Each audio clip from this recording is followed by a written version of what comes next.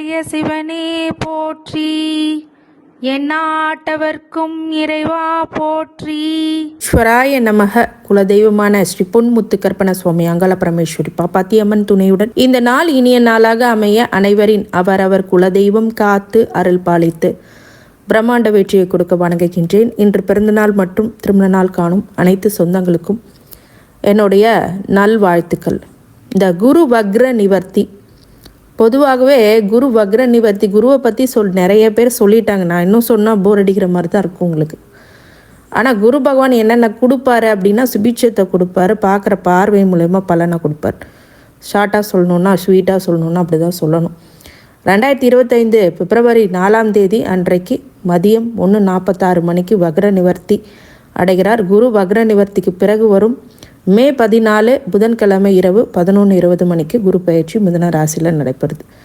இந்த குரு பயிற்சி 2025 மே மாதம் குரு பயிற்சிக்கு பிறகு மிதுன ராசியில் சுமார் 6 மாதம் சஞ்சரித்து அப்புறம் அக்டோபர் 18ஆம் தேதி அதிசாரமாக மிதுன ராசிலேருந்து கடகராசிக்கு நுழைகிறார். 2025 குரு பயிற்சி மற்றும் குரு வக்ர நிவர்த்தி அப்படி காரணமாக நிறைய என்னென்ன ராசிக்காரங்களுக்கு பாதகங்கள் என்ன, சாதகங்கள் என்ன, தொழில் வியாபாரத்தில் பெரும் வெற்றி பெறுவர்கள் யார், அதன் மூலியமாக சில பேர் சங்கடத்தை அனுபவிப்பவர்கள் யார் யார் என்று நாம் பார்ப்போம்.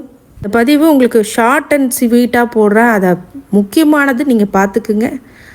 அதுவே உங்களுக்கு மிகப்பெரிய அளவில் புரிதலை ஏற்படுத்தும். அதன் பிறகு நீங்கள் ப்ரீ பிளான் பண்ணிக்கலாம், இது ஈஸியாக இருக்கும். வாங்க பார்க்கலாம். எல்லாத்தோடைய ராசி பலன்களை நாம் பார்ப்போம். குரு வக்ர நிவர்த்தி உங்களுக்கு என்ன செய்ய போகுது. மேஷ ராசி, இந்த குரு வக்ர நிவர்த்தி உங்களுக்கு 2ஆம் இடத்துல அதோடைய பலனை, வக்ர பலனை எப்போதுமே பார்த்திங்கன்னா வக்ரம் அடைந்து விட்டாலே அது ஒரு சேஷ்டைன்னு சொல்லுவாங்க, சேட்டை பண்ணும். குரு வக்ரம் அடைந்தாலே சேட்டைன்னு சொல்லுவாங்க. குரு என்னென்ன சேட்டை பண்ணுவார், அவமானம் சங்கடம் இதெல்லாம் கொடுப்பார் வக்ரம் ஆயிட்டாருன்னா. குரு நல்லவர், குரு நல்லா இருந்தால் தான் நல்லதை கொடுப்போம். வக்ரம் ஆயிட்டாருன்னா ரெட்ரோகேட் பொசிஷன் வந்துட்டாலே பிரச்சனையை தான் கொடுப்பார். ஆனால் இந்த குரு வக்ர நிவர்த்தி ஆன பிறகு அதற்கான சுபிட்ச பலன்களை கொடுக்க காத்திருக்கிறார் அப்படின்னு சொல்கிறது மாற்று கருத்து இல்லை. அப்படிப்பட்ட நிலைகளில் மேஷ ராசிக்காரங்களுக்கு நல்ல பலன்களை இருந்த 2ஆம் இடத்துல இருக்கக்கூடிய மேஷ ராசிக்காரங்களுக்கு குரு அது வக்ரம் நிவர்த்தி அடைந்த பிறகு குரு பயிற்சி மேஷ ராசிக்காரங்களுக்கு செல்வம், அதாவது தனம், குடும்பத்தில் மகிழ்ச்சி மற்றும் பேச்சாற்றல் அப்படிங்கிறது. உங்கள் பேச்சுக்கு இவ்வளோ நாள் மரியாதையே இல்லாமல் இருந்துச்சுங்க, இப்போ உங்களோட மதிப்பு அதிகரிக்கும். பொருளாதார நெருக்கடியாக இருந்துச்சுங்க, இப்போ தீரும். அந்த பிரச்சனை எல்லாம் தீரும். தனம் கண்டிப்பாக வந்துடும், நிறைய பண வரத்து வந்துடும். குடும்பத்தில் பிரச்சனையாக இருந்துச்சுங்க, இப்போ குடும்பத்தில் பிரச்சனை தீரும். அதுவே பெரிய சுபிட்சம். அதே மாதிரி பேச்சாற்றல், நீங்கள் என்ன பேசணும்னு நினைக்கிறீங்களோ அது ஓப்பனாக இப்போ சொல்லி அந்த பேச்சினால் வந்த விபரீதங்கள் எல்லாம் வம்பு வழக்குலாம் இப்போ முடிஞ்சு நல்ல பெயர் எடுக்கக்கூடிய விஷயங்கள்லாம் அமையும். உங்கள் பேச்சுக்கு தனி மரியாதை, செல்வாக்கு அப்படிங்கிறது ஏறும். இந்த மாதிரி ஒரு சுபிட்ச பலன்களை மேஷராசிக்காரங்களுக்கு கொடுக்கும். பண வரவு அப்படிங்கிறது அதிகரிக்கும். அலுவலக பணியில் ஆஃபீஸ்க்கு போகிறீங்க அப்படின்னா எல்லாத்தோடைய பாராட்டையும் நீங்கள் பெறுவீர்கள். அந்த அளவுக்கு உங்களுடைய தனித்தன்மையான தனித்திறமை இப்போது வெளிப்படும். படிப்பில் ஆர்வம் அப்படிங்கிறது அதிகரிக்கக்கூடிய காலகட்டம். இவ்வளோ நாள் மந்தத்தன்மையை கொடுத்துட்டு இருந்தார் வகரமாய், இப்போது படிப்பில் மிகப்பெரிய ஆர்வம், போட்டித் தேர்வுகளில் வெற்றி அப்படிங்கிறது காணக்கூடிய காலகட்டம். குடும்பத்தில் மகிழ்ச்சியான சூழல் அப்படிங்கிறது இருக்கும். பழைய தகராறுகள் எல்லாமே தீரக்கூடியதாக இருக்கும். வருமானம் நன்றாகவே இருக்கும். தொழிலில் இந்த இம்போர்ட் எக்ஸ்போர்ட் துறை ரொம்ப பிரான்ச்சஸ் வச்சுருக்கேங்க, இதெல்லாம் இப்போ முன்னேற்றம் ஏற்படும். தொழிலில் லாபம் அப்படிங்கிறது அதிகரிக்கக்கூடியதாகவும் சுபிட்சங்களை வாரி வழங்கக்கூடியதாகவும் புதிய முதலீடுகள் நல்ல லாபத்தை கொடுக்கக்கூடியதாகவும் கண்டிப்பாக இருக்கும். பொதுவாக சொன்னோம்னா தனம், குடும்பம், வாக்கு இது எல்லாமே சரியாக இருக்கும். இப்போ ஒரு நாள் காசுக்கு தடுமாறினேங்க, ஒரு பைசா கூட நமக்கு கையில் தாங்களை வர்றது போகிறது. ஆனால் இப்போ காசு வரும் உங்கள் கையில். பொருளாதார மேம்பாடு கண்டிப்பாக இருக்கும். குடும்பத்தில் இத்தனை நாளாக 3ஆம் நபர் தலையீடு, லோன் பிரச்சனை, இந்த மாதிரி ப்ராப்ளம்ஸ் எல்லாம் இப்போ தீர்க்கக்கூடியதாக இருக்கும். அதனால் வீட்டில் வம்பு வழக்கு, புரிதல் இல்லாமல் 2 பேரும் சண்டை போடுவாங்க. ஆனால் ஒன்றுமே இல்லைங்க, ஒரு சின்ன விஷயம் அது பெரிய விஷயமாக்கிட்டாங்க வீட்டில். அதெல்லாம் இப்போ சரியாகும். ஒரு மேஜிக் நடக்க போகுது. 2ஆம் இடத்துல வருகின்ற இந்த குரு நிற்கிற வக்ர நிவர்த்தி ஒரு சூப்பரான மேஜிக் பண்ணுவோம். ஆசமான டைம் அப்படின்னு சொல்லலாம். நல்ல ஒரு மாற்றங்களையும் ஏற்றங்களையும் முன்னேற்றங்களையும் கொடுக்கும். எங்கெங்க மேம் கொடுக்குது? மேஷராசிக்காரங்கன்னா கதற வடிக்குது. குரு வக்ரம் பண்ணிருக்கார். அப்போ என்ன பண்ணுவார்? பிரச்சனை கொடுத்துருப்பார். ஆனால் திசாபூத்திகள் மேஷ கிருத்திகை, பரணி, அஸ்வினி, கார்த்திகை நட்சத்திரம், இந்த 3 நட்சத்திரத்துக்காரங்களுக்கும் திசா புத்தி என்ன போயிட்டுருக்கு? 30லேருந்து 50க்குள்ளே இருக்குது, 60க்குள்ளே இருக்குன்னா சனி, குரு, ராகு இந்த மாதிரி திசை நடந்துட்டு இருந்ததுன்னா அது பக்கத்தில் இருக்கக்கூடிய ஜோதிடர்கிட்ட காமிச்சு யோகமாக அவயோக திசையான்னு முதல்ல தெரிஞ்சுக்கோங்க. இல்லை என்னுடைய அஸ்ட்ரோ கன்சல்டேஷனுக்கே கால் பண்ணுங்கள். இந்த திசை நல்லா இருந்துச்சுன்னா சூப்பரான டைம் இது. குரு திசைனா 100% இப்போ நான் என்ன சொல்கிறேனோ அது எல்லாமே நடக்கும். மிகப்பெரிய மாற்றத்தை எதிர்நோக்கி கண்டிப்பாக இருப்பீங்க. இன்கேஸ் குரு திசை உங்களுக்கு யோக திசையாக இருக்குது, இப்போ குரு வக்ர நிவர்த்தி அடையுதுன்னா 200% உங்களுக்கு லாபத்தை அள்ளி கொடுத்துட்டு போயிட்டே இருக்கும். இல்லைங்க எனக்கு சனி திசை, ராகு திசை, அது யோகமானு பாருங்கள். யோகம்னா பிரச்சனை இல்லை, சனி திசைக்கும் நல்லது பண்ணும். அவயோகமாக ஆயிட்டாருன்னு வச்சுக்கோங்க தசாபூத்தே, நீங்கள் எத்தனை நல்லது நடந்தாலும் அந்த திசைகள் வந்து உங்களை பாதிக்கும். அது திசை என்ன அப்படின்னா உங்கள் ஜாதகத்தில் அதை பார்த்து தெரிஞ்சுக்கோங்க என்னென்ன திசை போயிட்டுருக்கு அப்படின்னு. இல்லாட்டி உங்கள் ஜாதகத்தை ஜோதிடர்கிட்ட காமிச்சு என்ன திசை போயிட்டுருக்கு அப்படின்னு தெரிஞ்சுக்கோங்க. யோகமாக அவயோகமாக தெரிஞ்சுக்கிட்டிங்கன்னா அதுக்கான பலனை உங்களுக்கு கண்டிப்பாக கொடுத்துரும். இந்த வெற்றிகளை அதிகரிக்க பக்கத்தில் இருக்கக்கூடிய வியாழக்கிழமையில் தட்சிணாமூர்த்தி கோயிலுக்கு சென்று வந்தீங்கன்னா நான் சொன்ன எல்லாமே உங்களுக்கு மேஜிக் மாதிரி நடக்கும்.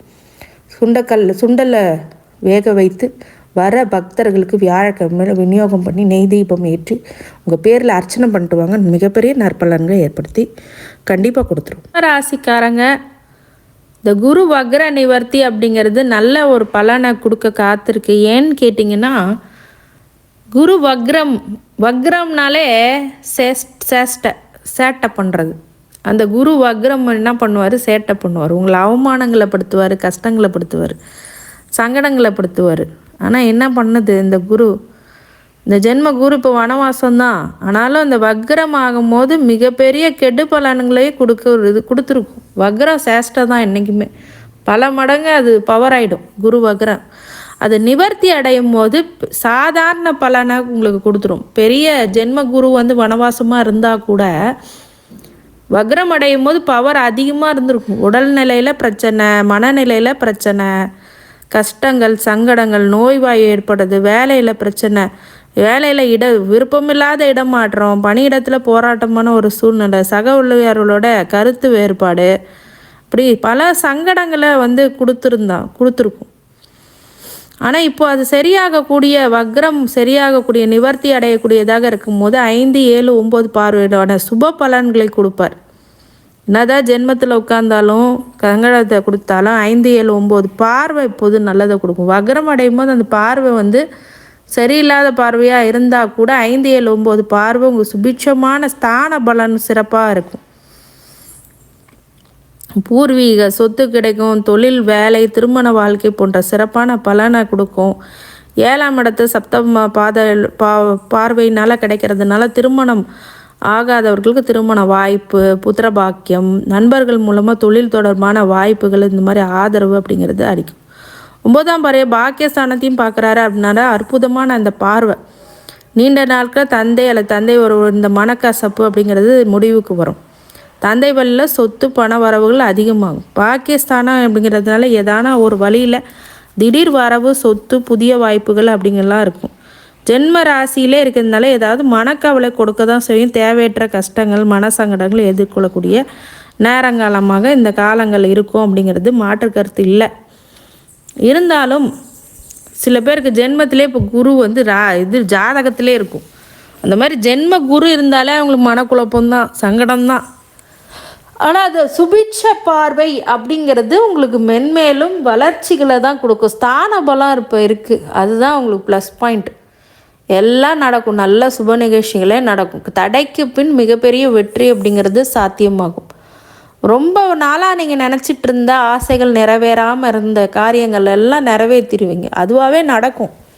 நீங்கள் செய்யவே தேவையில்லை. உங்கள் மனக்குழப்பம் மனசங்கடம் குரு கொடுத்தாலும் ஸ்தான பலங்கள் ஒரு பார்வைப்படுறதுனால நிறைய முன்னேற்றங்கள் கொடுக்கக்கூடியதாக இந்த குரு வக்ர நிவர்த்தி செய்யும். குரு வக்ரம் அப்படின்னாலே இந்த குரு வக்ரம் வக்ர பார்வை அப்படின்றது சொல்லுவாங்க. இந்த வக்ர பார்வை சரியில்லைனாலும் நிவர்த்தி அடையும் போது எல்லாமே ப்ளஸ் பாயிண்ட்டாக கொடுக்கும். இந்த நாளை பயன்படுத்திக்கிட்டீங்க அப்படின்னா ரிஷபராசிக்காரங்களுக்கு நன்மைகள் அதிக அளவில் கண்டிப்பாக கொடுக்கும். மாற்றங்களை எதிர்நோக்கி தான் நீங்கள் போயிட்டுருக்கீங்க. அடுத்தது மிதுனத்துக்கு போயிடுச்சுன்னா உங்கள் ரிஷபத்துக்கு எந்த பிரச்சனையுமே இல்லை. அது வரைக்கும் சங்கடம் தனிமைப்படுத்துறது உங்களை தனிமைப்படுத்தும். ஜென்ம குரு வனவாசம்னா என்ன? எல்லா உற்றார் உறவினர்கள் உங்களுடைய நண்பர்கள் எல்லாத்தையும் விட்டுட்டு போவீங்க, தனிமைப்படுத்தப்படுவீர்கள். ஆனால் அந்த ஸ்தான பலம் எல்லாமே உங்களுக்கு ஒர்க் அவுட் ஆகும். குடும்பம் இல்லைன்னா குடும்பம் அமையும். உங்களுடைய 5, 7, 9 அப்படின்றது குழந்தை பாக்கியம். அதே மாதிரி பாக்கியஸ்தானம் எல்லாமே வேலை செய்யும். அப்படிங்கும்போது பூர்வ புண்ணியங்களும் வேலை செய்யும். இது போதாதா? குரு பார்வை பூர்வ புண்ணியத்துக்கு கிடைச்சிதுன்னா குலதெய்வ அனுகிரகம் எங்கே போனாலும் கிடைக்கும் உங்களுக்கு. திருமணம் ஆகாமல் இருந்தால் திருமணம் ஆகும், திருமணம் ஆகி குழந்தைகள் வருவாங்க. இதெல்லாம் நல்ல சிறப்பான காலகட்டத்தை எதிர்நோக்கி தான் நீங்கள் போயிட்டுருக்கீங்க. அப்படிங்கும்போது நல்ல ஏற்றங்களையும் மாற்றங்களையும் இந்த ரிஷபராசிக்காரங்களுக்கு கொடுத்தே தீரும். இது உண்மையான ஒரு விஷயம். அதனால் இந்த காலங்களை பயன்படுத்தி உங்கள் பொருளாதார ரீதியாகவும் உங்களுக்கு ஏற்படுகின்ற அடிப்படை விஷயங்கள், கல்யாணம், திருமணம், குழந்தை பாக்கியம், பாக்கியஸ்தானத்தில் உள்ள சொத்து சுகங்கள், இது எல்லாமே கொடுக்கும். அதுவே போதுமானது. ஸ்தான பலம் இதெல்லாம் ரிஷபராசிக்கு இந்த குரு வக்ர நிவர்த்தி அள்ளி கொடுக்க காத்திருக்கு. அதை வாங்கிக்க நீங்கள் ரெடியாக இருக்கணும். என்ன தான் மனக்குழப்பங்கள் சங்கடங்கள் கொடுத்தாலும் மிகப்பெரிய வெற்றி அது கண்டிப்பாக கொடுத்தே தீரும்.